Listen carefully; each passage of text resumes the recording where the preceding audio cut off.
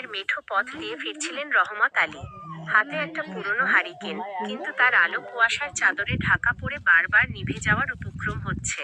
চারপাশ একদম শুনশান, শুধু ঝিঁঝি পোকার ডাক, আর মাঝে মধ্যে দূরের ঝোপঝাড় থেকে কোনো পশুর নড়াচড়ার শব্দ আসছে।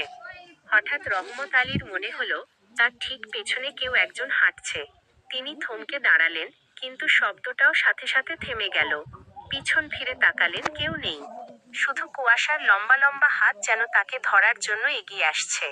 তিনি আবার হাঁটতে শুরু করলেন। এবার স্পষ্ট শুনতে পেলেন একটা ভিজে পায়ের শব্দ, chop chop, chop chop chop. মনে হচ্ছে কেউ কাদা মাখা পায়ে তার পিছু নিয়েছে। রহমত আলীর বুকের ভেতরটা ধক করে উঠল। তিনি হারিকেনটা একটু উঁচিয়ে ধরলেন।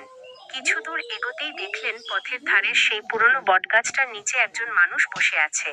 সাদা ধবধবে কাপড় পরা, মাথাটা নিচু করে কি যেন খুঁজছে।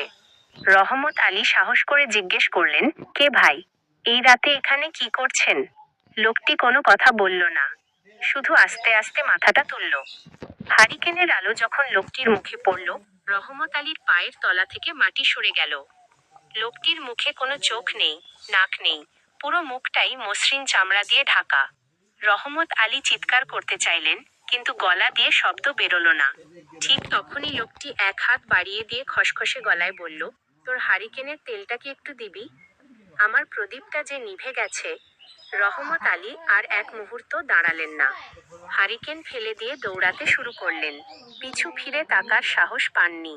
পরদিন সকালে গ্রামের লোকজন তাকে বনের ধারে অজ্ঞান অবস্থায় খুঁজে পায়।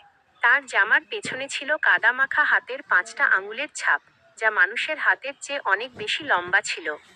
সেই থেকে রহমত আলী আর কোনোদিন অমাবস্যার রাতে ওই পথ দিয়ে একা চলেন না। আজও মাঝরাতে সেই বটগাছের নিচ দিয়ে গেলে নাকি শোনা যায়, একটু তেল দিবি ভাই? বড় অন্ধকার।